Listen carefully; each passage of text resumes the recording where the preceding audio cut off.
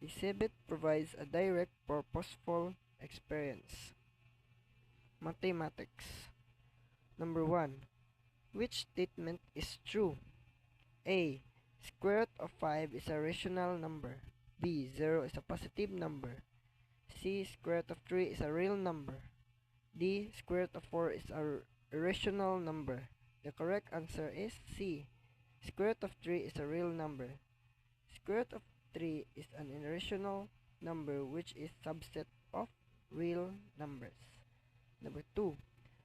The thousandth digit of the number 1234.5678 is blank. A. 1, B. 7, C. 8, D. 5. The correct answer is B. 7. The thousandth place is 3 digits to the right of the decimal. Number 3. 4 times negative 6 plus 12 times 3 equals blank. A. 10, B. 12, C. 14, D. 15. The correct answer is B. 12. 4 times negative 6 plus 12 times 3 is equals to negative 24 plus 36 equals 12. Next, number 4.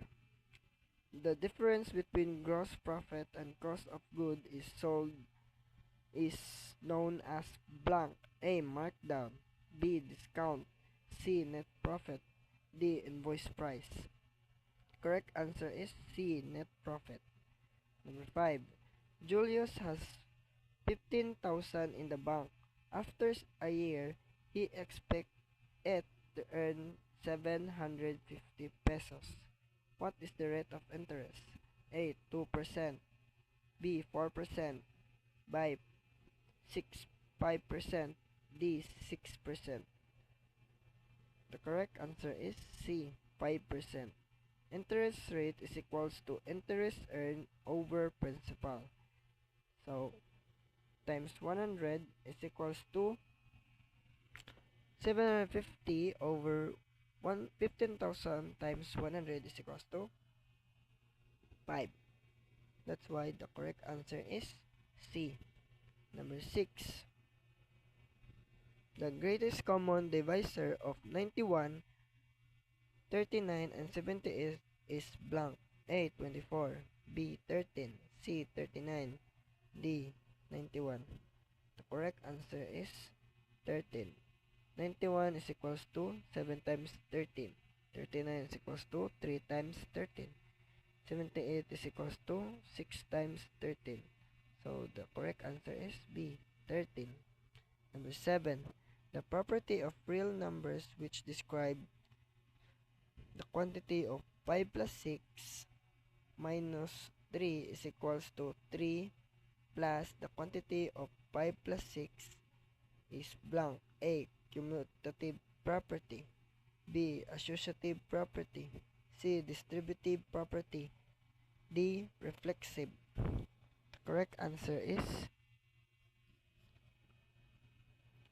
A. Commutative property. The commutative property allows number to added in order. Number 8. Which is proportion? A. 5 is to 4 is equals to 15 is to 12. Number letter B. 8 is to 3 is equals to 16 is to 9. Letter C. 4 is to 5 is equals to 12 is to 10. Letter D. 1 half is to 7 is equals to 5 is to 2. The correct answer is A. 5 is to 4 is equals to 15 is to 12. Number 9. After receiving a 30% discount, J paid 210 pesos for an item. What is the regular price of the item? A. 300 pesos, B. 350 pesos, C. 380 pesos, D. 400. The correct answer is A. 300. If 210 is 70% of the price, then the regular price is 210 over 0.7 is equals to 300. Number 10. Peter borrowed 15,000 from the bank at the rate of 12% per year. How much will he owe the bank after 1.5 years? A. 16,000. B. 16.7 thousand. C. 17,000. D. 17,700 pesos. The correct answer is letter D. 17,700. Interest is equals to principal times rate times time. Is equals to 15,000 times 0.12 times 1.5 is equals to 2,700.